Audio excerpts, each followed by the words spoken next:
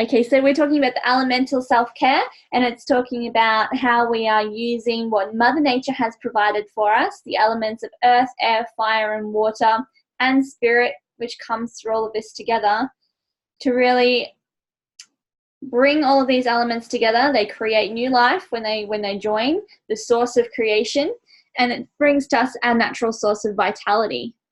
So that helps us keep our energy at a peak point where we can give to those that we love. So yeah, it gives us our strength. It gives us our motivation to actually want to do something, our desire to help others. Because otherwise, if we're not holding space for ourselves, then we are unavailable to help others around us. Even though we may really, really want to be able to be there for our children, we may really want to be able to hold a present space for our partner to unload their own stuff. We're not going to be able to do that without feeling the low vibe of resentment, of our surliness, of detachment from just tuning out, feeling irritable about, having kids on top of you all day after you've held them all day. The energy is worn out, and we're wanting to be able to keep our energy high so that we can keep on giving. That's that saying of giving you're taking the oxygen mask on yourself before giving out to others, because you can't help anybody if you're not available.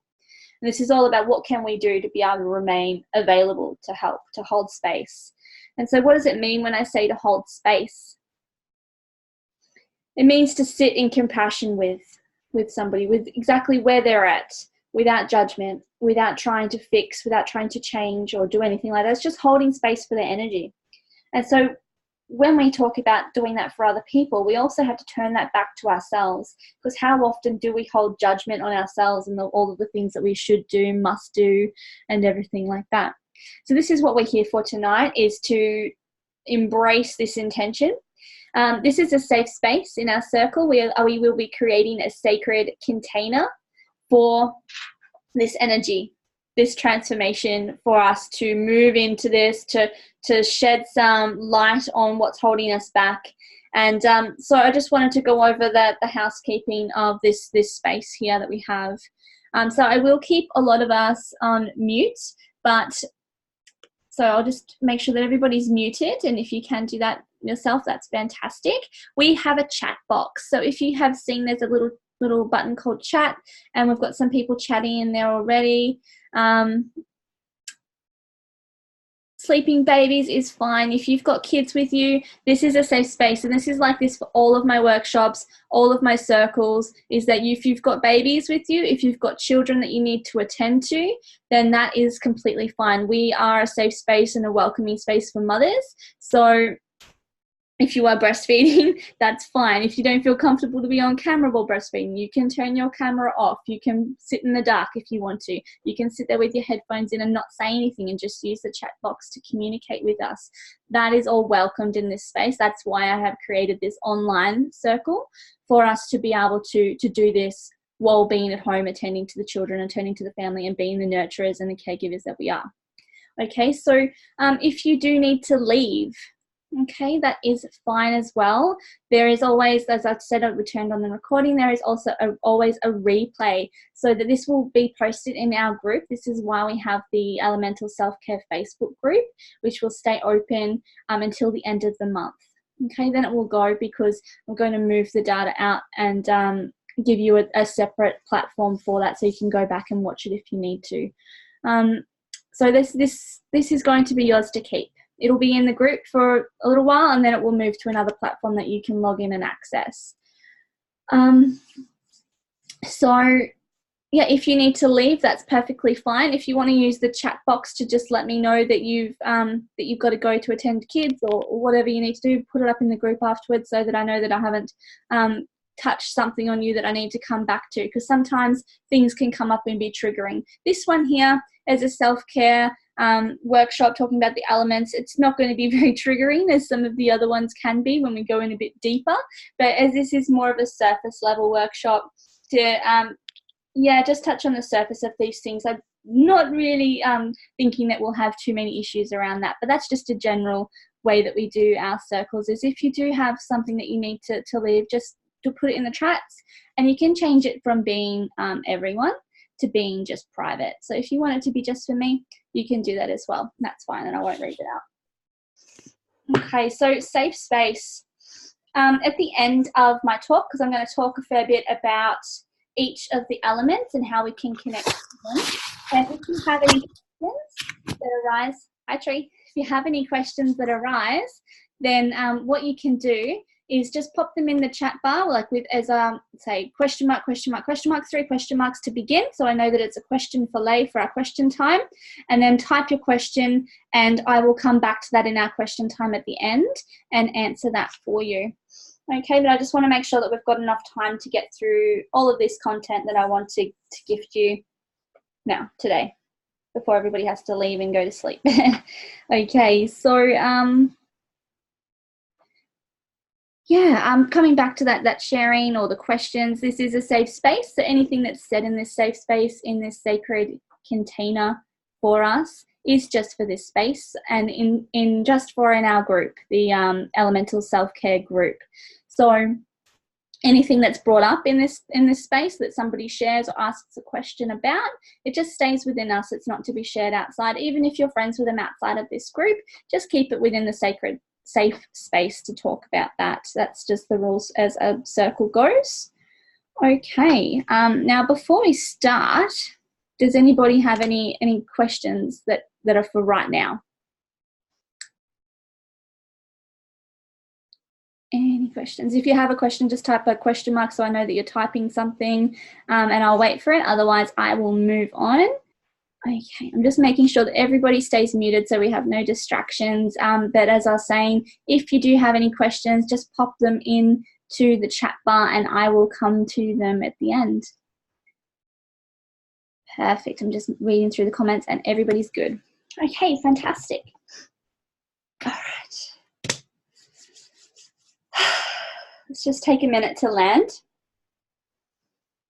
Just to anchor yourself back into this space. You've created the time to show up for yourself and be here in this space, to log in, even if you're just listening, but you've created the space to be here.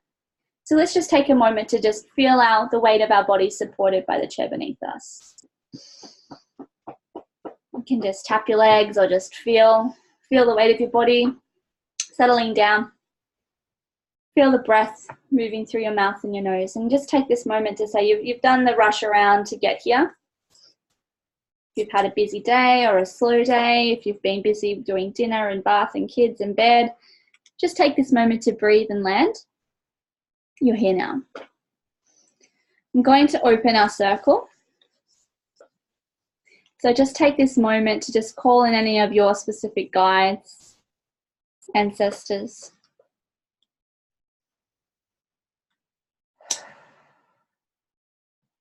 Okay, so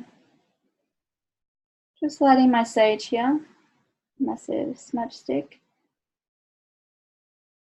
And I like to burn herbs, whether it's sage.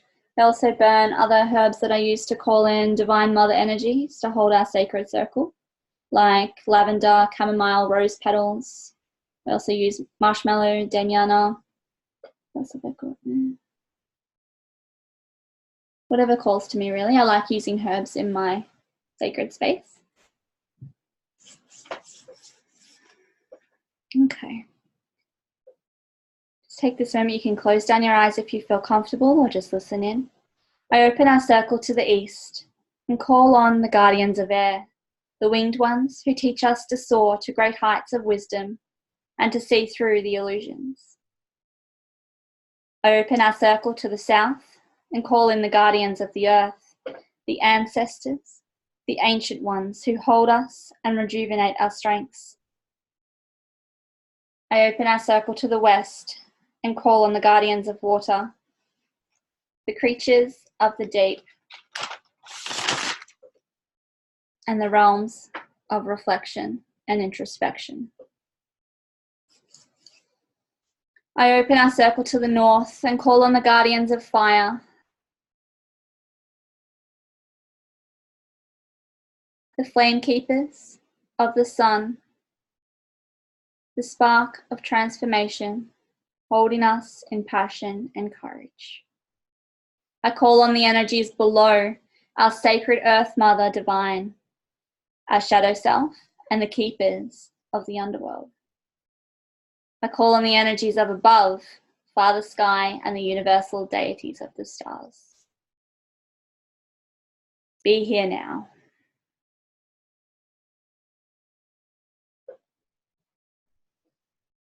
And just feel the way your breath is moving through your mouth and your nose. Feel the energy that is circulating around you and through you.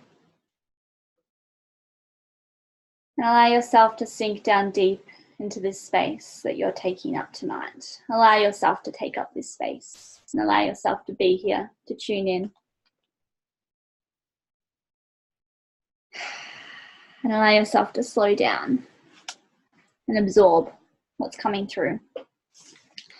So we're going to talk about the elements. I'm just checking the time to make sure that we are on track. I'm not going to run over. Okay, I am going to make sure that we get through a lot of information tonight. So I hopefully won't talk too fast. But I want to make sure that we can absorb this information. So yes, if you do have a notepad or a journal and pen, you can take notes. You can journal what comes up for you as I'm talking. You can type in the chat box while I'm talking if you want, and I will come back to it at the end. But I want to make sure we have time for talking and questions at the end as well. Let's just lean into the energy of Earth. A minute there. Leaning into the energy of Earth, it is slow. It is methodical, it is stable and dependable, it is heavy. So how can we incorporate this into our life, and how can we draw on this to bring us revitalization of our own energy? So this is, yes, connecting to nature. That sounds like something that is very, very obvious when we're talking about connecting to the element of Earth. You're spending time in nature, getting outside. So this is really obvious, and I think that this is something that you would all know when I'm talking about elemental self-care, is you spend time in nature. Okay, so let's talk about how does that happen. Okay, so if you are somebody that goes outside of the house to work, I know that I used to work in an office building, and it would be that, you know, you're rushing in the morning, you're getting out of the house, you're going to the office, and you're inside, or you're in your car, or you're in the whatever it is, and then you're in the office the whole time, and you might take a lunch break or another break and not leave, and you spend the whole day inside a building. And this can happen if you're inside the house as well. But it is important to get outside and eat your lunch. Take your breaks outside. If you are working in a building, if you are stuck in the house, take your lunch outside. And that can work at home as well, is getting outside to do a picnic lunch, or going for a walk outside, just even around your yard. Even doing craft outside is something else that I find is good to get the kids outside and spend some time out there, even if it's like the weather's not as desirable for you to be spending the time outside. It can be a bit harder to do that. So if you do something with purpose outside, and something earthy like doing nature craft or something like that is really good to do with the kids and get that energy of outside. But if you're working outside the home, then make sure you at least eat your lunch outside, go for a walk around the park on your lunch break, or just walking to and from, you know, if you are catching the train, making sure that you're doing a nice walk from the station to your office. If you're working or driving in, maybe park a bit further away so that you can have a bit of a walk in between the end of the day and the beginning of your day. Something else that I find is really, really beneficial is connecting with the earth for in the morning. So if you have morning cup of tea or coffee, then taking it outside and actually enjoying it in the fresh air of the morning. That's something that's going to come with when we talk about air, though. So I'll leave that for the moment there. But so connecting to that outside energy, nature, every day. So making sure that you are outside, feet barefoot if you can, sitting on the earth, sit with your back up against a tree. You know, if you are able to, the best thing you can do is put your forehead to the tree and just connect with that. And you might seem a bit silly if you're out in the city or something on your lunch break and you're doing that, but you know, you can always just put your back up against a tree and connecting with it that way. You know, who cares what other people are saying if it's going to make you feel better, just connecting to that energy of the tree is really good. Sit up against it, give it a hug, just bow your head to it. Another really good thing that you can make sure that you do, if this is on a weekly schedule, is get your hands in the dirt and do some gardening. So even this is just pots on a deck, just getting into that dirt and working with plant energy every week at least. So if you're not doing it daily, you can do it at least have an afternoon a week that you're actually getting out into the dirt. Okay, weeding. If you're not planting, just weeding or just tending to the garden. This is also coming out with like even just collecting your composting scraps and taking them for a walk at the end of the day out to your compost bin. You can do that barefoot. You can connect to the earth in as silly as that might sound as a ritual. But for me, that's something that I do to make sure that I get outside every day, is just walking my compost scraps out there. Yeah, so Sky's just added in, great gardening day with the kids and making mud pies. My kids love their mud kitchen and getting out there and doing all of that type of thing, making potions. And I've planted flowers in my garden specifically so that they've got some nice fragrant things that they can pluck and play with these flowers to make their potions, to make their cakes out of the sand and the dirt. So planting things like that are there specifically to be used, herbs, of course, anything like that to really encourage that earthing with not just yourself but your children, and showing them as well, giving them permission to do that. Because I know that so many times that we have been in gardens, like grandmother's gardens, things like that, they say don't flick the flowers, don't pull the leaves off the things, and it's really like, no, don't touch. But I want the gardens to be something that they can get into and they can play with and they can use it. So have a think if you can make a section of your garden that's like really, really sensory for the kids to get into as well. Pull it apart and replant it. Yeah, so make time, schedule time to do a ritual of gardening, or spending an afternoon a week. If maybe it's one night a week that you actually get out there and do an outside dinner and sit outside and do dinner and spend time out there.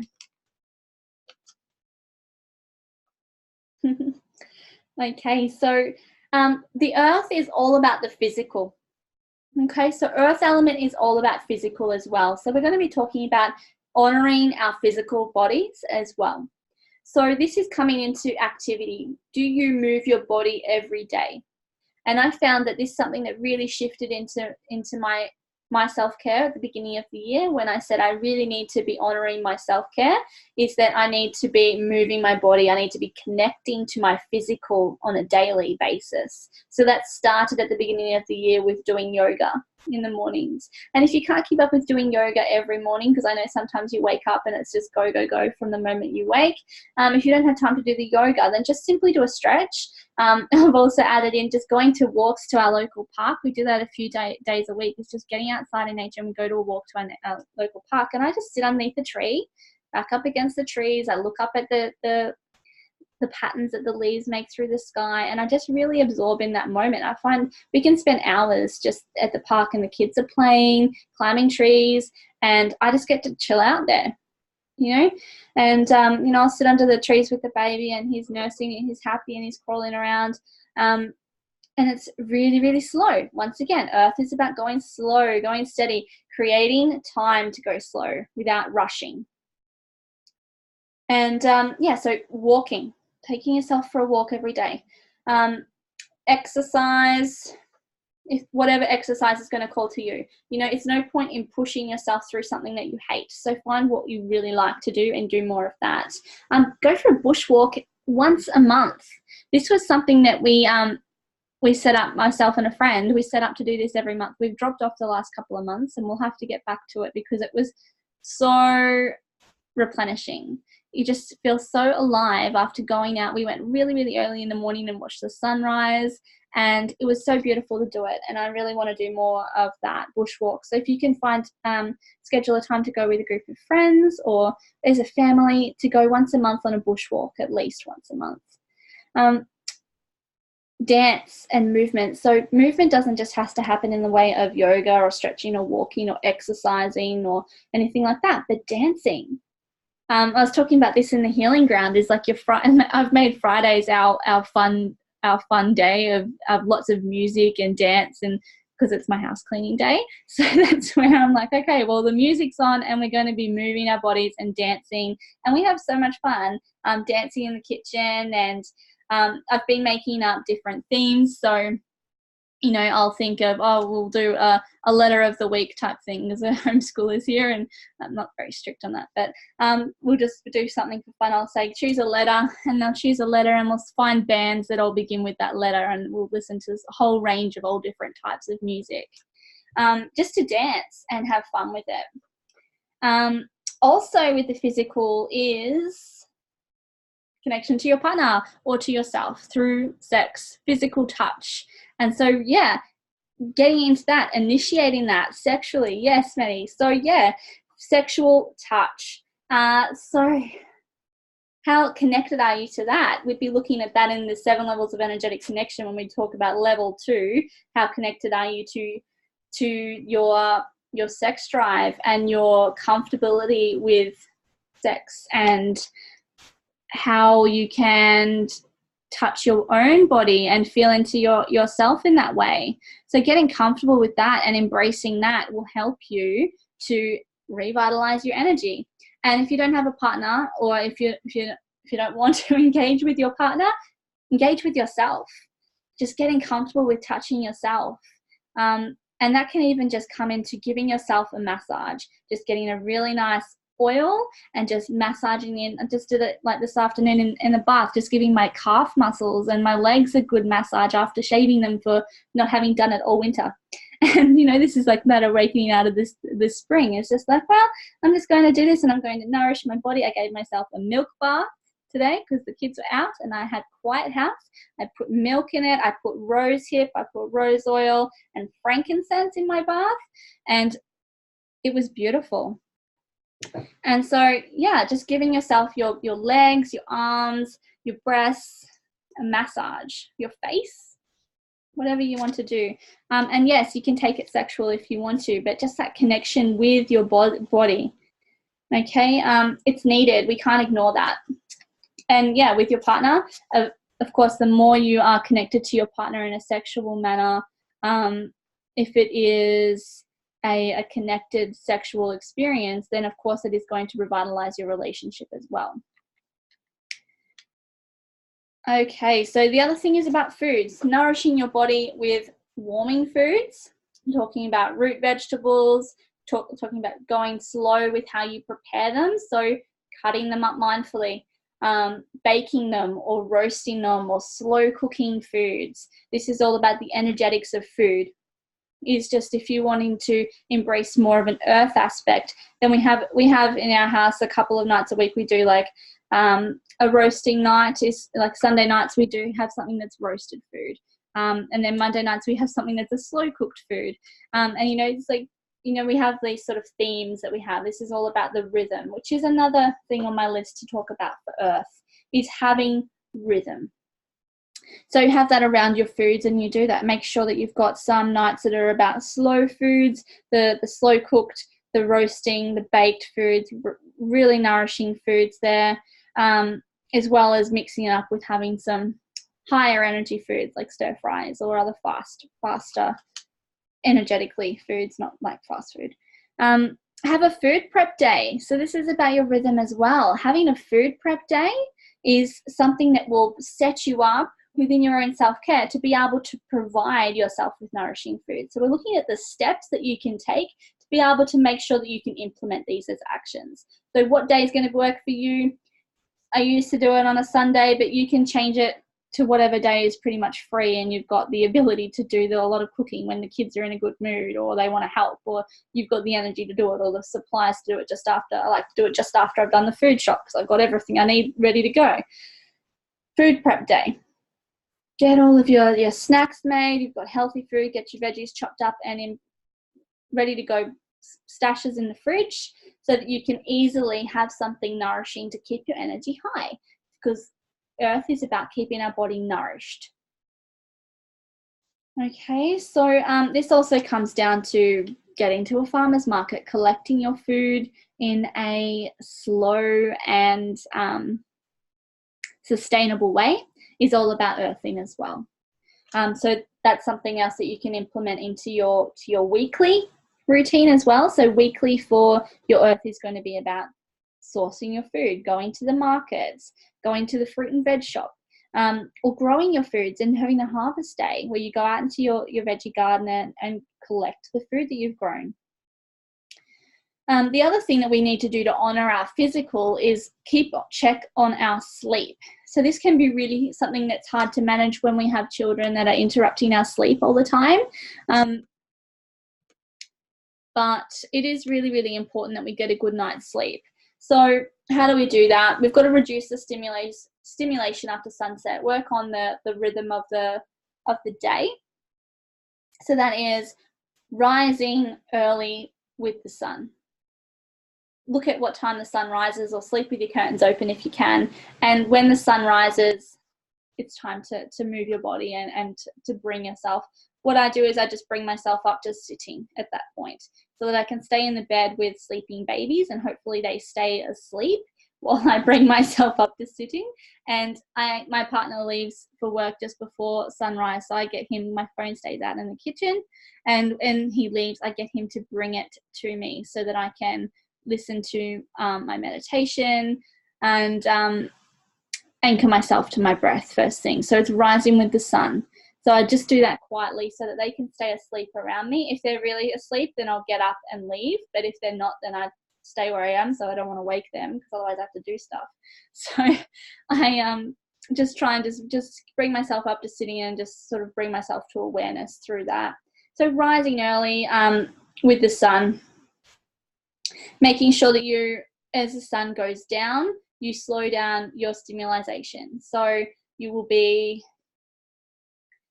trying not to work after dark, and here's me working, but you work when you can. But if you can slow down the amount of work that you have to do, this is why I don't really like to say that you do your exercise at night time, because you know, you're going to work out when you can do it in your schedule. So I'm not going to say don't do it. Like if you have to do it at nighttime, then do it. But, you know, if you've got the opportunity to do it in the morning, that's going to be the better time energetically to get it done.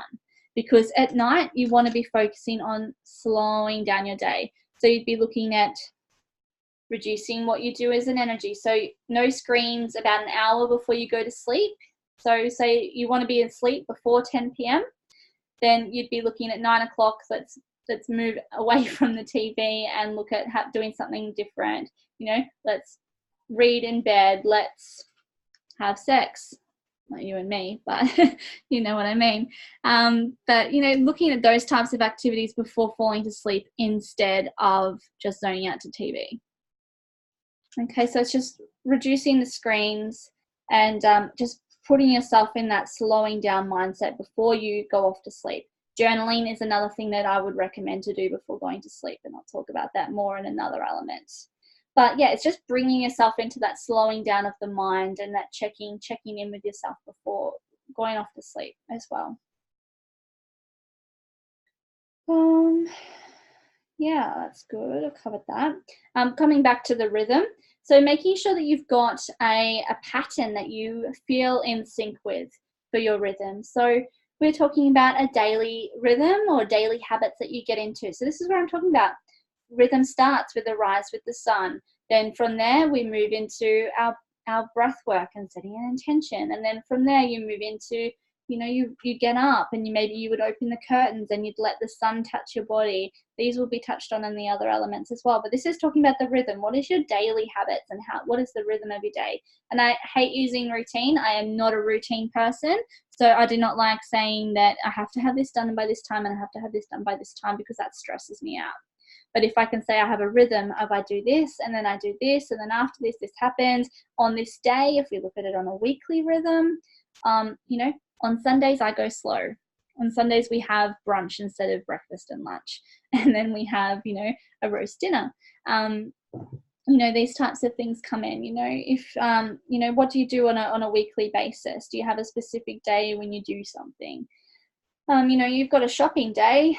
you've got a payday, you've got these types of things that happen. So you move the weekly rhythm around your own lifestyle to say what suits you and what do you do on what days.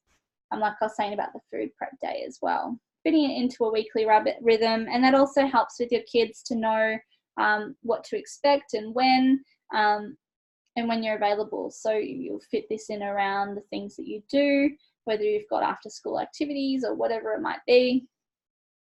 And then you can add in like your monthly things. So you could say that, once a month on the first Sunday of the month, you're going on a family bushwalk, or you're going on a family adventure, or you're doing something like that. And that can be connecting into that physical as well that we talked about, and getting outside, getting adventurous. And that gives predictability and the stability as well. And the schedule or the rhythm is also about scheduling in time to go slow. So time to do nothing, time for free play, time for you to just zone out. So making sure that you have enough time in your week that is just blank, scheduled, slow time. Okay. I get really annoyed if I have a blank day and it gets filled in because I've done that on purpose. Don't fill in my blank days. And this also means that you can make time for your friends and people that are important to you. So keeping track of your rhythm, keeping track of your month, and looking at that, like if you've got a monthly rhythm where it's on the last day of the month, you look at your calendar for the month coming up and think, I've got so-and-so's birthday, I'll have to organise to fit in to see them sometime. I haven't seen this friend over here for a long time. I really, really want to see them. When can I fit it in? And just maybe if you just make a list of things that people that you want to see, things that you want to do, and then you can work out where you can fit them in as well. The other thing that is a really great way to connect in with the earth through your own honouring your self-care, and this is through working with crystals, working with herbs. So I mentioned that I use herbs to burn and set my spaces. So before coming to circle, I will burn my goddess invoking herbs. So this is just sort of like a self-care ritual that I do for myself, is that if I'm wanting to work with goddess energy, I will work with these herbs, with these particular crystals. So crystals and herbs, keep them around you, work with them as they're called to. I'm not going to go too much into which crystals or which herbs, because there's going to be so many different things that we could talk about on that we don't have time for today, but we can talk about that another day for sure. But yeah, working with herbs and working, even if you do kitchen witchery and add them into your food and your cooking, be mindful of what their magical, energetic purposes are, as well as what they do for you medicinally. That is all a great way to connect to your own self-care through earth elements. Definitely working with crystals and herbs. Also, another thing to keep you connected to your earth element and also take care of your own self-care through this is security and stability through your home, and security and stability through your finances. So making sure that you're on top of that.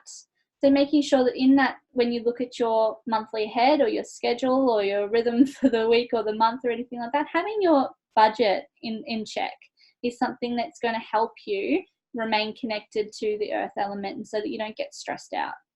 Okay, so taking on your budget and making sure that you are comfortable and secure with that, and that you are not overspending, or you've got savings or backup plans that help you to feel secure.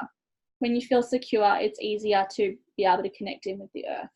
And that also goes for your home, making sure that things are running smoothly in your home, that you've got everything has its place, so you're not getting crowded with hoarding lots of things. I don't know what's going on in your house, but sometimes it can feel like that here, that I've got too many soft toys all around me. So we're having to work out where we can fit with that. Okay. That's earth. So we've got some things to put into place around that, with feeling into the rhythms, feeling into your daily rhythms, and honouring your physical is the big thing from that. Also getting outside. It's a bit of a recap. How are we going for time? That's good. Air. Let's talk about air. So the element of air is all about your intellect. It's got a lot to do with change as well. And judgment. I feel a lot of judgment coming through with air as well. So we've got to address those types of things. So let's bring that into with air. It's a breath of life force energy. It is an ignition of when we take our first breath as new beings that come into this world. That is the symbolic action of a new beginning, of a fresh start of new life. So this is going to be about connecting to new beginnings. So this comes with, as I was saying, with Earth, the rise of the sun, connecting with a morning intention, connecting with your breath as soon as you rise. That's why I say I like to be able to slowly, so I don't wake up the kids, so I can have quiet time, slowly bring myself up into sitting and absorb the new day. Connect with my breath, and just when I mean connect with my breath, I mean just feel it. Just counting if you need to, if you're feeling that overwhelmed that you want to start by counting your breath and feeling that come through. Then you can count your breath in and hold it, and then let it go and count it out. Just count to 5 while breathing in through your nose. Hold it for 5, and then breathe out through your mouth for the count of 5. And you can do that as many times as it takes to just feel anchored in to your breath. Okay, and then you can start to bring in an intention of what you want your day to be. If you know that you've got a busy day, then you can think that you want to be able to remain grounded even though you're busy. You can think that if you've got a slow day, that you want to be able to take advantage of that and be able to really absorb in the calm of your day. So just think about, what have I got to do today, and let's set an intention about how I can make the most of that. Okay, so anchoring your breath to your daily intention. And then you can follow that with a morning meditation. If you've got the time to stay in that space and do it, then I'd say, yeah, go for it. Stay in that space and move into a morning meditation. And you can either do that through listening to one of my meditations. I've got a couple up on my website, or you can listen to one of the ones that I've recorded. If you're in the Healing Ground, they're all in there. Or you can get onto YouTube, or you can go on Insight Timer or any of those apps. There's so many out there that you can find something that resonates with you and find something that you want to do there. I follow up my morning meditation with tapping. So I tap on, so that's EFT, you're tapping through self-limiting beliefs and blocking. So I won't go too much more into what that is or how to do it with you in this workshop, but if you want to know more, I can talk to you more about that another time. But that's what I do in the mornings, is anchor to my breath, set a daily intention, morning meditation, and tapping. Sometimes I'm tapping while I'm eating my breakfast because I have had to get up during my meditation and make breakfast. So I'm still tapping while I'm walking around doing that stuff, because these sort of things for me are my non-negotiable time. So even if I get interrupted through my morning meditation, I take it with me while I go and make the breakfast. So I'm like still in that space. Obviously it becomes a moving meditation while I go, but I don't just get, can't do it, it's done. No, it's got to come with me, because if I don't do it, then things don't go as I need them to go. So it's a non-negotiable thing.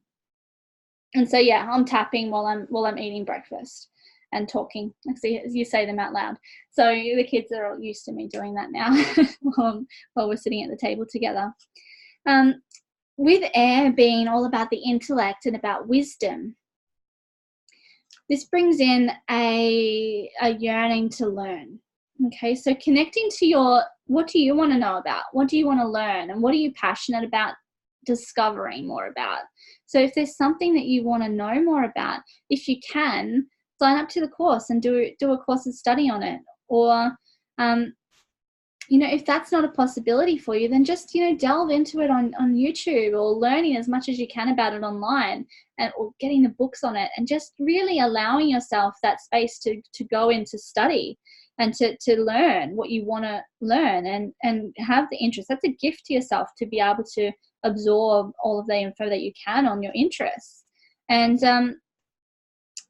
set aside time at night, or one night a week if you can. Or I like to do it Sunday mornings, because Sunday mornings are slow, where I don't get up and make breakfast. My husband has to get up and deal with the kids because he has the Saturday sleep in, and I can do that on Sundays. That's my day with he gets up and he cooks us pancakes, and so it's a slow morning, and I get to stay in bed, and I will either sleep if I've had a really rough night with the kids. That's the one time that I don't get up with the sun, but or I'll read.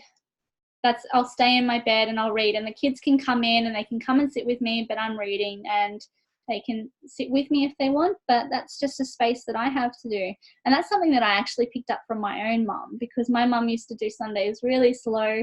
She would always be in bed until like mid-morning reading. She'd have massive piles of books on her bedside table, just like I do now. And then she'd move from, she wouldn't make breakfast. We'd have to do that ourselves, because a single mum, we have to work it out ourselves, because she was reading and then she was going into the bath, and she'd be in the bath all day. So we'd come in and out, and she said to me that oh, I was just doing that because I had to escape you guys. I needed some downtime because of being a single mum. She was with us all constantly, and I was like, yeah, I get that. Like, I'm not offended. That's completely fine. But you need to have that. I said, I get that. You need to have that escape time, and so we've got to learn how we can take that. So I've taken that on board, and Sunday mornings are for going slow. I've got space to read, and Sunday nights are for baths. Okay, so yeah, setting aside time to read, and we also link that up with the Earth as a rhythm of taking that time, like an hour without screens before going to bed. And that's why I leave my phone in the kitchen, because when I go into my bedroom, I don't want to be distracted by my phone. I get really annoyed with my husband for being on his phone while we're in bed. I'll be like, pay me attention, because that's our time. And so I leave my phone in the kitchen, and then I'm either reading before bed, or yeah. So we've got a baby in the bed too, so it's working out what goes with your flow of the time. So no expectations, just taking the energy as it comes, but just making sure that you've got a space that you can read or delve into what you want to learn, and be able to give your passions a space to grow. Yeah, self-help books, as well as any fiction or stories or autobiographies of people that inspire you. A whole range of different books are useful. You don't have to just read self-help books. It can be whatever inspires you. Make a board game night. So we've been doing this lately, is having board game nights, and do strategies or puzzles or games with the family, because this is using your mind, and it's also fun to join that in with the family. Trivia games, lots of different things like that. I'm going to mention that wind is obviously something huge for air. It's been really windy here at our house lately. We went out yesterday and flew kites all together, so that was really fun to run around with the kites. But just taking advantage of the wind, and it's really, really windy when I go out on my back deck. It seems like, because it's just, the wind just comes straight up the hill and smacks the back of our house, and all of the windows rattle. I just really like sitting out on the back step and just copying the wind with all of its force, and I feel like that's just shaking all of the cobwebs out of me and just bringing in the change. So just like embracing these huge changes or shifts through the elements, or the weather as well, is something that can really help to shake you up and get rid of all of the stagnant energy that you're holding. Makes you feel a bit more alive again. So allow the winds to bring change. Another thing that really comes through the air element is sound. So using sound to shift your energy and to embrace a shift in your energy, or to help lift your vibration. So that comes through with wind chimes. I love my wind chimes. I need to get some more, because mine have just gotten so old that they've fallen apart. So wind chimes are lovely. I love them. Any other sacred sounds, so using singing bowls, bells, flutes, like I'd say drumming, but drumming's got more of an earth feel to it for me, so I wouldn't say drumming. But singing as well, and chanting, toning. I really love toning, because it doesn't matter if you can sing or if you can carry a tone, or like maybe a tone, because it's just whatever tone comes through, and you can choose, or you can set the intention to do it for a particular energy center or for a particular emotion, and you just allow whatever feeling comes through to just be voiced. So it's got a lot to do with your throat chakra as well, and just allowing that sound to come through your body. So I love doing it in the bath. So I do it in the bath all the time, and I love doing it with the kids in the bath. So when they're in the bath and I'm bathing them, toning with them, because they love it. They love singing, and so just getting into your voice and just allowing whatever sound comes out for you, just to flow, and just to change the tone, and just to really feel the vibration of the sound through the water is really cool.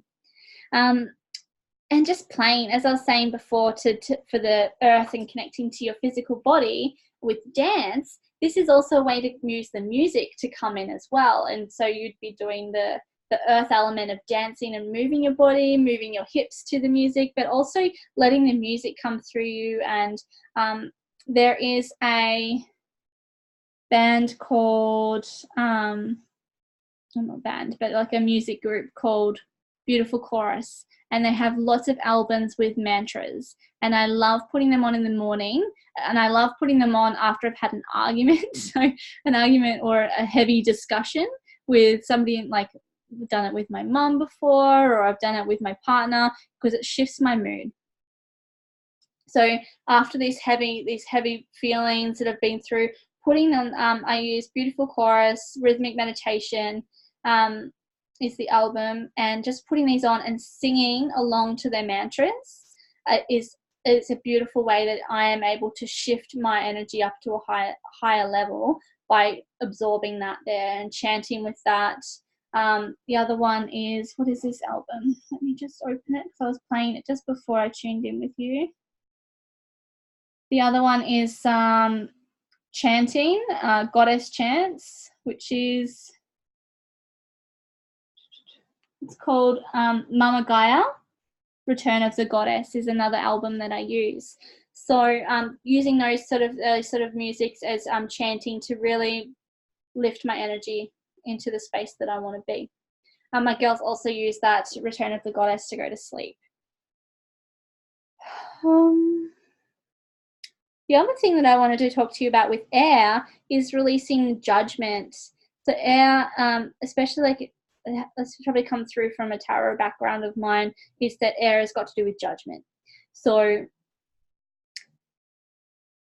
to connecting with the element of air, you've got to release any judgments, and that's of yourself and of others. So how can you do that? You can write out what your judgments are, and you can have a look at them, because they're probably going to shock you if you let yourself do any free writing or journaling around what your judgments actually are of yourself. Start there, or you could start with others if you're brave enough to look into what is my issue with this person, and then write down all your judgments of them, or taking it as a different perspective.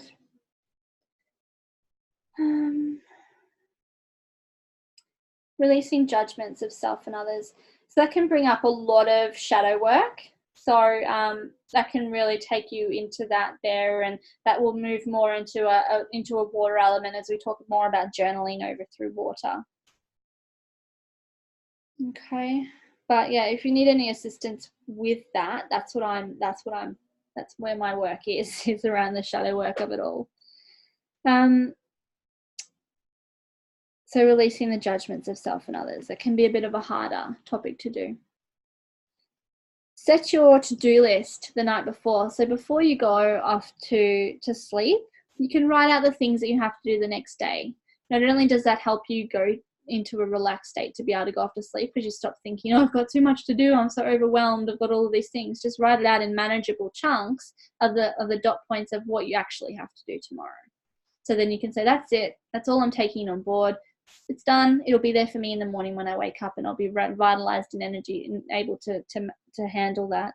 So getting your to-do list out the night before, I leave it up on the leave it on the kitchen table where I'm going to sit down and have my breakfast, so that when I sit down and have my breakfast, it's there and I can look at it, and then I can work out what I want to do. And I also use that as a bit of a notepad to write down any of my revelations that I had in the morning meditation. So that comes with me onto the kitchen table, and then I write it down. Setting your to-do list the night before. Yeah, clearing space. So that's also like another thing that you can do before going off into the bedroom, is making sure that your space out in the living area is clear. So this is talking about, I have said to my family, is that I need a tidy kitchen before I go to bed. I want everybody to help me because I'm sick of doing the dishes 3 times a day by myself. So I want everybody to help clear the table and clean up after we eat a meal together, because it makes me feel more at peace when I can come out in the morning and not see a huge pile of my dinner cooking last night. Because, you know, after dinner you go into the bath, you go into all of the routines to get the kids off to bed, and just sometimes it just doesn't happen. So what I need for me to be able to wake up and have a fresh, clear energy in the next day is to have a clear space the night before. This might be really basic for a lot of you, to be able to make sure that your house is tidy before you go to bed, but I struggle with this. So having a clean kitchen, having all of the toys from the lounge room picked up or put away, and having a tidy space to come out in the morning before you go to bed really helps me to feel more in control the next day. And clear space also goes into decluttering areas of your house, of your life as well. So clearing the space to allow more of this good energy to come into your life. So I did a video on this, if you saw it on my page, about clearing space and what you can do, but it's pretty much about decluttering. So if you've got a collection of papers on your bench, or a pile of random things somewhere, sort out what you really need to keep and put it where it belongs. And the rest of it, just move all of the rubbish that has accumulated around your house out and put it in the bin, or take it to charity and get rid of the things that you don't want to have in your energy anymore. Declutter your wallet, declutter your inbox, your home screen on your computer. What I had to do before this Zoom call would work is I had to restart my computer, because I hadn't restarted it for so many weeks, and I had a million tabs open because of all my looking at different things, and I leave all my tabs open for some reason. But just turning it off and shutting it down and allowing it to reboot gives your computer back energy. You can also do it with your phone, you know, the clearing of the apps. I have so many of those open as well, and husband's always telling me to shut the computer down, clear your apps, you've got so many tabs open. And what's that saying to say when you have so many tabs open that you can't think straight? You've got all these different things going, who knows where the music's coming from, right?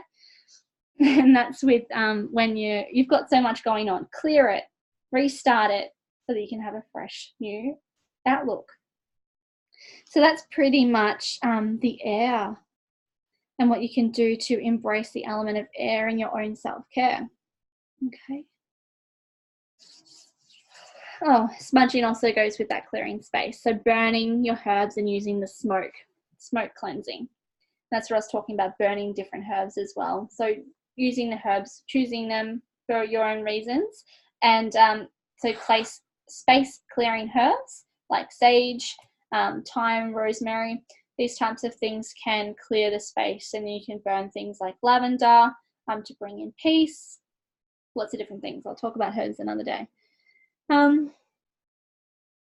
So yeah, that's what we need to do for air. Then let's talk about, I'm just checking any questions that have come up. That's good. Fire is our next one. I'm going to just have a drink of water. So if you need a drink, grab a drink. Talking a lot.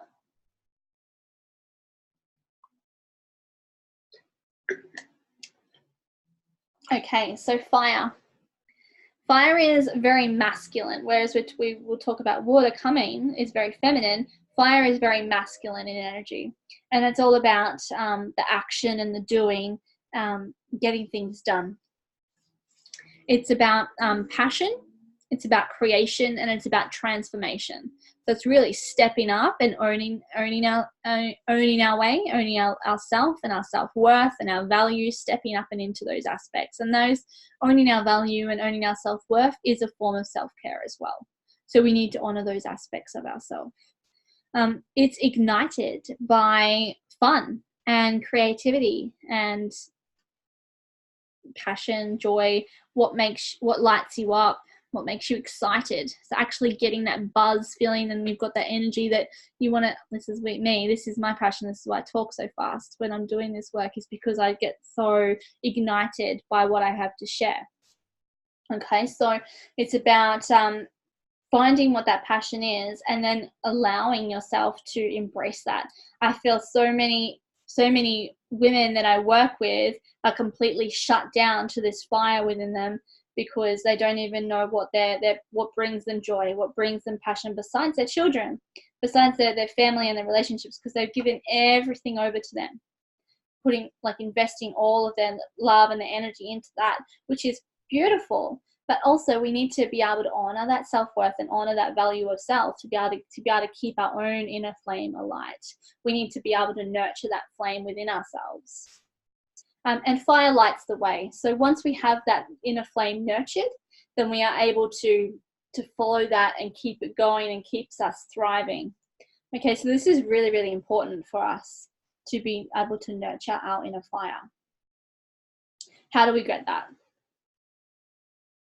Fun and things that are creative and bring joy. When was the last time you did something that was just pure fun and you heard yourself laughing out loud? You could either laugh to the point where your belly hurts or you had tears coming down your face. Do you have a particular person that you do that with? I know that whenever I'm with my sister, we laugh a lot. Like with my family, like with my brother and my sister, we laugh a lot. They live in Melbourne, so I'm in Brisbane. So that's a fair distance away from me. So I don't get to spend time with them as much as I want to. But what I did was I created a messenger group with just us in it, and I just send them really weird memes and things like that make us laugh. And so we have that inside joke thing that we can just continue doing that, because they're people that I want to surround myself with that keep me laughing and keep that spark going within me. My husband, he makes me laugh. I want to be around that. I want to do things that make him feel like making me laugh. I want to keep his passion alive, like hold space for him and his joy so that he will keep bringing that for me. We have to keep each other going. So when was the last time you felt that laugh, and who were you around? Bring those circle of people into your life. And if they can't be close to you, then just talk to them more, bring them into your life in that way. Scheduling time for the people that bring your light out of you. What was a fun activity that you did that was just really, you just really enjoyed it? It could be as silly as just painting a little plaster animal or something like that with your kids. But, what did you do that you just really, really enjoyed? And you can do more of that. Painting with the kids. You set up craft for the kids, or you set up a game for the kids to do. But then you go off and you do cleaning, or then you go off and you do work, or you do something different. But just joining in with them. I find I do drawings with the kids now and painting with them when we're doing that all together, because it's more fun. Okay, just bringing that in, and gifting. Gifting is more about the fire as well. It's about, this has got a lot of heart energy in it for fire. And so then doing these gifts is giving. My kids love it when I make a painting and I give it to them. Like, they give me their paintings. They work on that energy exchange. And so that ignites us as well. And so heart coherence as well, coming back to that, a heart coherence meditation, or just feeling into gratitude, bringing yourself back into that space. So you could do that at the end of the day, you could do that at the beginning of the day, whatever works for you. Just feeling a moment to think in gratitude about everything that you have manifested for yourself so far, everything that has been welcomed into your life and brought to you. Okay, so yeah, heart coherence, allowing that joy to expand in your heart, to overflow in your body, to take over your energetic space, and overflow around you to everybody else. Okay, so it's just that reflection. Um, yeah, so that skips down to this bit on my list is about connection. So this element of fire is also about connection. So I was talking about the people that light you up, surrounding yourself with not just your loved ones like your family members or your partner or your children, but also your friends. Um, Creating time to do things with your friends. And something that came up for this one is about, obviously fire is about sitting in our old in the olden days, in tribal days, we would sit around the fire and commune. You know, you'd sit around a fire and you would talk and you would tell stories. Storytelling is fire energy. Yeah. It also can go into water energy if it gets a bit emotional or a bit deep, but it's very much about the passion that comes through is fire energy. So embracing the storytelling, embracing the communion of bringing people around you, inviting people over for a barbecue. Yes, flames, fire, whatever it is that you want to do, but sharing food with people, bringing in the community. Is a beautiful way to do that. Connection fights addiction. So if you are struggling with like an overpowerment of a fire, which is coming through as like an overpassion for something, an addiction to something, what fights addiction is connection. So bringing yourself back into a place of true connection.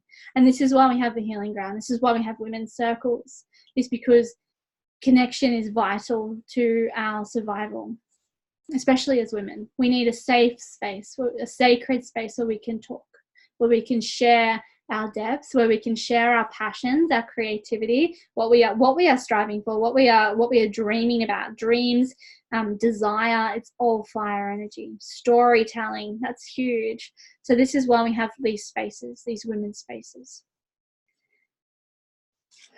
The other thing that comes through with fire is dancing once again, but you could use this in more of a meditative space.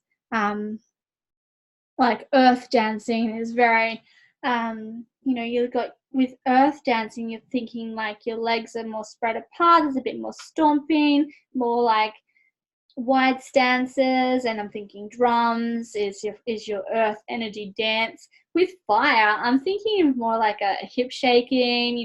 You're shaking, you're moving a lot faster, and got a lot more energy behind you with the fire, bringing that, embracing that through with your dancing as well. And the other thing is, like, this has also got a lot to do with action. So getting things done quickly is about fire. It's quick and it transforms things fast. So you want to have something that brings you action straight away. It's not about like the earth was very much like putting something in place and then nurturing it into growth like you would a seed. It takes time, it needs foundations, it's got to have space to grow. Whereas fire, it's like, I want this and I want it done right now. Okay, so when you're writing a to-do list, put them in small, manageable chunks. So I will write down on my list, have breakfast. Tick, I'm feeling accomplished, like put things on there that are really easy to do. So then you can start to get that energy. I'm done, I'm doing things, I'm feeling accomplished, I'm feeling successful. Successful is a big, big thing with fire energy. What do you do that makes you feel successful? Okay, so have a think about that. What brings success for you? What does success even mean to you? Okay, so think about those questions. We will be in this next week. I've got a lot of questions, these prompts that I'm going to be popping up into our Elemental Self-Care group. So that'll give people that weren't able to tune in live here tonight a chance to watch this back and then follow in with the group and do these questions. So this is something I'm going to ask you, is what is success to you? What makes you feel successful? Have a think about that. And this can be on a day basics. You can think, at the end of the day, I've got nothing done today. I just feel like everything just took over for me and I got nothing done. I'm feeling so down and I'm beating myself up because just nothing happened. Okay, whereas if you had a list of things, a to-do list that we talk about, do it tonight before you go to bed, and you wake up and you've got, okay, I did that, I did my meditation, I connected to my breath, I went outside. That's another thing for sun as well. For fire is to sun source, which is what I was going to talk about next. But doing that in the morning is opening your curtains and feeling the sun. That can be as basic as it gets. Felt the sun today, yep, tick. I'm feeling accomplished, I've done things. Okay, you can expand on it depending on your energy.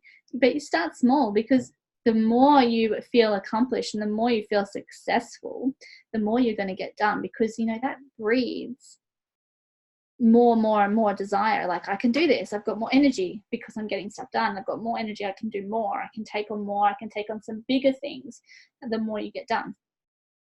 Okay. This one here, I wanted to also talk about stimulating your digestion. So I'm not going to go too much into this because it could get really, really deep if we're talking about nutrition and digestion. But I want to talk about warming your body. So if you're talking about the cauldrons of your body, warming up your belly, warming up your gut with first thing in the morning, having I'm talking before your coffee. I'm talking about like in the morning when you wake up, you source the sun, you have a warm glass of water. That's as basic as it can get. If you just have a warm glass of water, will help to stimulate your digestion. You want to step it up a bit, put some apple cider vinegar in that warm water. Step it up a bit more, put some lemon in that water. Like it depends on how much effort do you have to give. But doing like this, the first step is just having a warm glass of water the first thing you wake up. Is just stimulates your digestion. There was one stage where I was putting everything in the water to try, and because there's so many things you could do.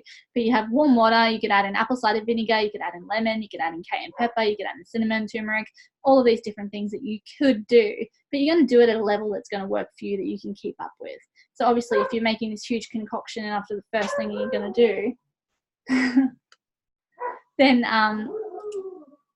you've got to make sure that it's something that you can keep up with. That's why I've just gone, well, sometimes I will do all of those things, but sometimes it's just going to be a glass of warm water because that's all I can manage right now. Hello. Yeah. You'll have to go upstairs because I haven't finished here, okay? Thank you. You want a hug? Love you. Go upstairs, I'll come see you soon. Bye. We've been at Grammy's for dinner. Okay, so stimulating your digestion first thing in the morning. The other thing that you can do through that is ginger, having ginger tea with lemon, beautiful things that you can add in to warm up your body. You can add in herbs, lots of different things that you can do that, but you're talking about stimulating your digestion as soon as you come out in the morning, and adding these warming herbs into your cooking. So adding in ginger, adding in turmeric, adding in lots of different warming herbs, fennel, coriander seeds, lots of different things like that to the way that you cook. Okay. I talked a little bit about sun sourcing. I think I'd like to talk a little bit more about that because this is fire. So this is the huge biggest source of fire is the sun. So sun sourcing is something that it needs to happen every day, one of those non-negotiable things. So even if it's an overcast day, you just don't worry about the clouds. You still feel the light. And you just walk. You need to be out and absorb that sun every day. So sometimes it's just as far as I get is sitting on the front steps of my deck. Sometimes I get that when I'm walking from my car to my gate to open the gate before driving somewhere, is that it's a non-negotiable thing to just tilt my head up into the sky and absorb that light of the sun shining down on me. Okay, so it's just that sun sourcing. It's something that I do to just top up my energy. So it's just sort of like a thank you, thank you, thank you. You're just absorbing that light into your body, and it just revitalizes you to keep going, to just, it's like a bit of a recharge. If you are going to plug into something, you plug into the sun. So if you need to take a moment, you step outside and you absorb from the sun, and it just is like it's a top up. Is as simple as I can put it, is that you're just absorbing that light of the sun, and you can do that whenever you need to. Of course, sitting out in the sun and just completely bathing in it is beautiful. And if you've got the ability to do that with the where we take back to earth, taking your lunch outside and having a picnic, doing your craft outside and sitting on a picnic blanket and doing your crafts outside. Take that moment while the kids are playing, or while you're eating your lunch, to sun source from the sun's energy, and allow it to just yourself to feel the warmth of the sun on your skin. So if it's a winter sunny day, you could take off your jumper and just feel that warmth warming up the cool of your arms. Taking off your shoes, or lifting up your skirt, or rolling up your pants, just to feel the sun on your legs that haven't felt the sun for a long time because it has been cold and you haven't been wearing the skirts or the shorts that you have usually wearing in summer. Just letting that sun absorb through your body, and of course that's going to give us so many benefits in the amount of vitamin D that you have access to when you are open to the sun as well. So lots more available there. Okay, let's check the time. Cool. Then the other thing that we'll talk about is water. Okay, so water is very feminine. When we spoke about how fire is very masculine in energy, about the getting things done, the water is about the flow and surrender. Okay, so this is about why we say I don't stick to routines, but I like rhythm, because rhythm is something that keeps us feeling the stability that we have, security and a safe container, which is the masculine side of that. But then at the same time, it's got the flow, that it's not contained within these boxes. It can flow, like breakfast can be stretched out if we feel like having a longer conversation over breakfast, or things just take longer. It can just move. Okay, it's fluid like water. Okay, it's if you pour water from a glass into a bowl, it changes shape from how it was held in the glass to how it now moves into the bowl. It moves, it's changeable, it's adaptable. So this is why we want to take on this and surrender a bit more of the rules and be adaptable and be able to shift and allow it to flow to fit the situation that we're put in. So that's where we have to give up some of these time constraints, or allow more space for the flow to be able to have the space to move. Okay, so just allowing that changeability of the water to flow through our lives, and not be so strict on our confines of what we think we need to do, or what we must or should, or anything like that. It's about letting go of all of those things. And that's something that is really interesting as well, is that with water, it is something that can completely purify your energy. Just something that we do here is that we have the bath. They have especially in summer, they have so many baths a day, my children, because if it's hot, then they'll run a bath in the morning. And if it's really hot, then it'll be a cold bath, or if it's cold, then we'll have a warm bath, and they'll just dip in and out of it all day. And I don't know, it's something that's easy, that's within the house, it's contained for me to be able to manage that. We don't have to get all of the stuff and go to the pool. We don't have to do that. It's just something that they can do, and it shifts the energy. With Reiki, just charging, or you don't even have to be Reiki attuned, but just charging the shower head in your shower to purify your energy every time you have a shower is something that I recommend that you all do. Just give it the intention to charge your energy up every time you have a shower. So before I do any energetic work, I have to have a shower, just because that's just my rhythm before I do work with clients, is that I just have to cleanse off my energy.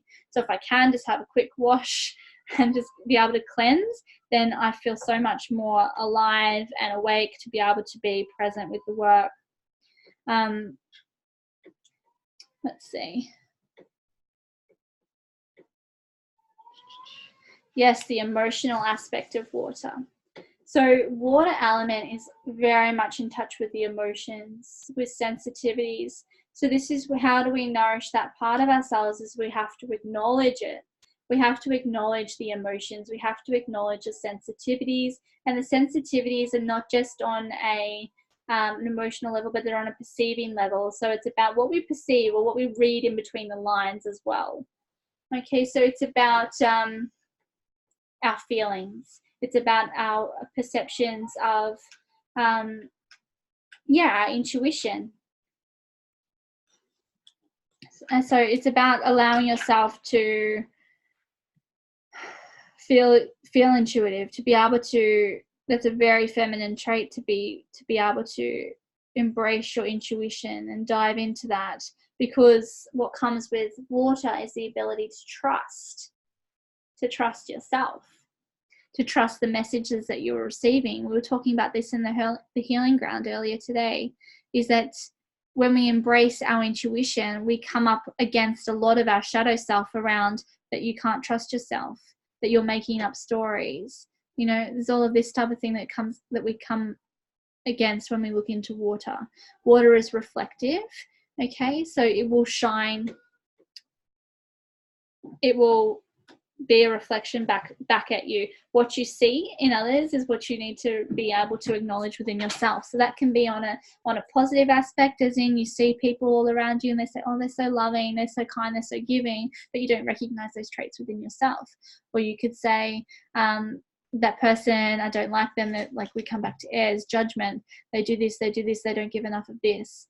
And then we think, okay, so if that's triggering me, then this is where I said in air, we're going to be touching on water, because water is all about delving into the shadows of that, the depths of that, and working out the reasoning. Why is it doing that? And where has it come from? And so going into the stories of that and allowing yourself to move deep in that. And how do you do that? You journal. This is what I was talking about in that space, the hour before you fall asleep, is it's time to just to work on the inner reflection. So if it's not reading time, it's journaling time. Okay, it's working out what's happened in your day that's triggered you, and where is that story reflecting in your life. So using water as a reflection. Okay, does that make sense, everybody? Yeah. So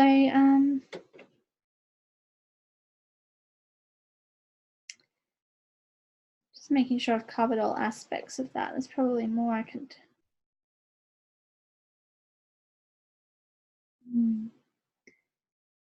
Just reading over that.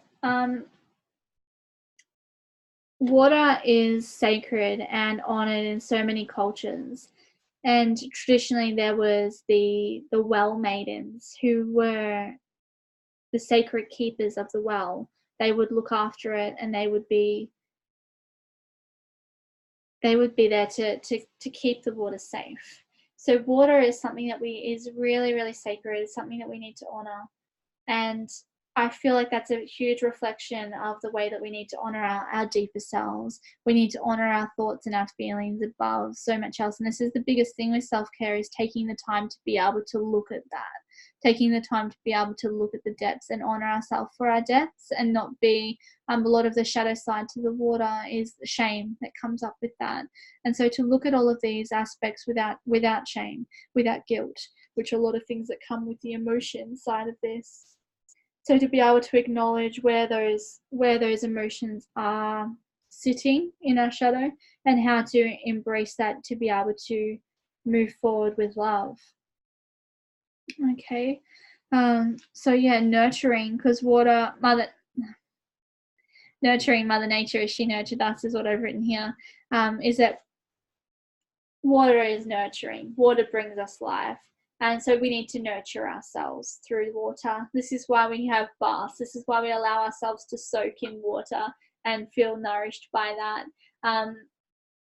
To be able to just float in a pool of water, like a pool or the ocean or a lake or anything, it's just to feel suspended in that. It's just to feel held. And if you've done that, it just feels so relaxing. That's why we have float tanks and things like that are really popular at the moment, because it is just really, really nurturing to have our bodies completely held. Okay, so if you can add something like that into like a monthly routine, just like a monthly massage you would do for earth aspect of physical connection to your body, you could do something like making sure that you get somewhere where you could just be completely immersed in water every month. If you every week, if you have a bath, to just do this and feel yourself held in the water. Taking the time to really connect with the earth and giving back to the earth through water, especially at this time where everything is really dry. And for us in Queensland, it's really dry, and so I know that my friends have just had snow where I lived in Melbourne, and so they've gone a completely different scale to what we're doing here. But when everything's dry, it's about giving back to the Mother Nature by watering the plants and nurturing the earth. So taking some quiet time at the end of the day to water the plants and to attend to them with water. And of course, nurturing our bodies by drinking enough water. So making sure that you can even bless your water. So if you've got a water bottle or a cup of water, you're just holding it in two hands and giving your water an intention in the morning, or whenever you get a new glass of water, you can just hold it. You don't have to do anything special. You don't have to hover or chant over it or anything like that. You can just hold it in your hand and just say, I'm going to just charge this water, that it's going to give me extra nourishment and help me fill my body up with the care that it needs. Just keep it as simple as you need to. Or if there's something else, if you need some strength or you need some vitality or you need some energy, whatever it might be, it's just I'm charging this water to give me the energy to get through the rest of this day. It doesn't have to be hard. It can be as easy as you want to make it. Making sure that I've covered everything.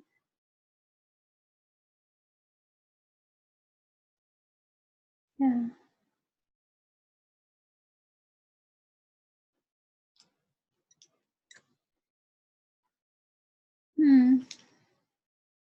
I think that's everything that I have to share on the water as well. It's just knowing that it's very intuitive.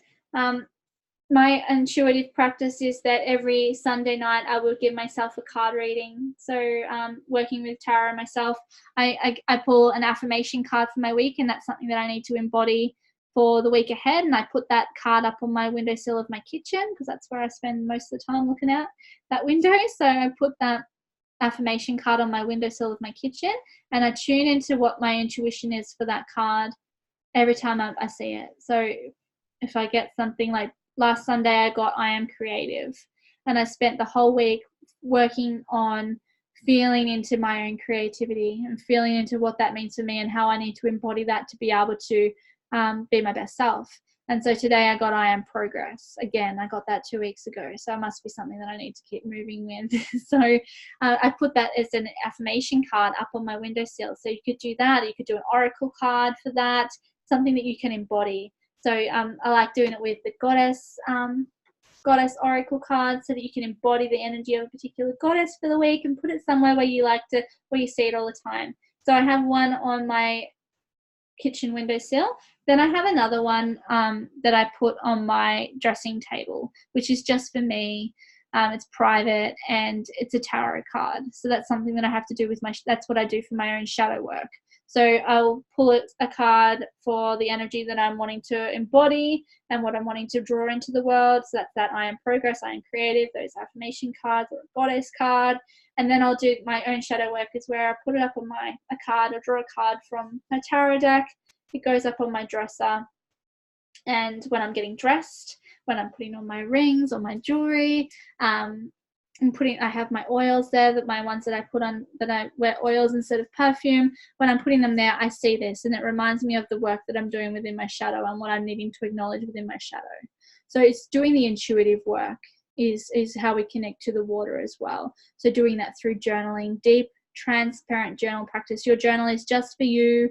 Doing circle work, sharing circles through the healing ground, being transparent with your circles, being able to connect and flow with that, opening up our throat chakras and allowing ourselves to be able to move with that energy, to be able to flow and surrender into that, to be able to trust that. It all comes into connecting with water.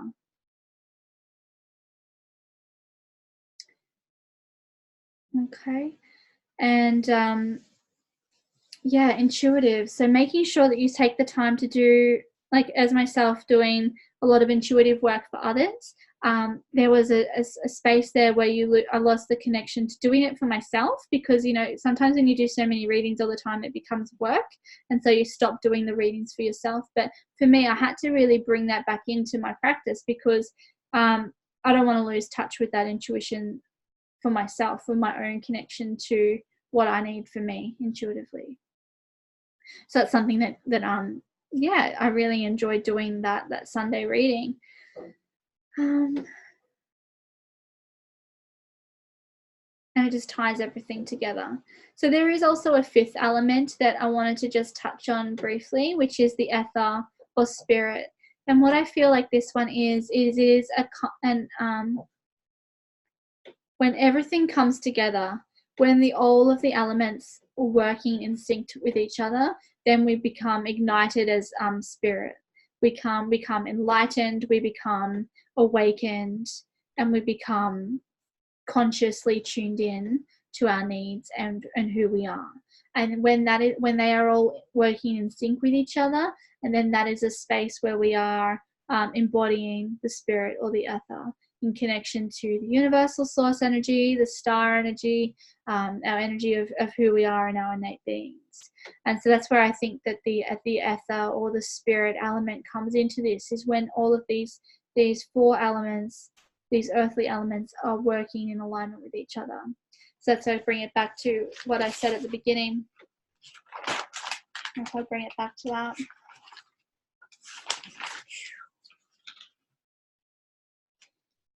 When the elements come together to create new life, the source of creation, a natural source, it brings our natural source of vitality.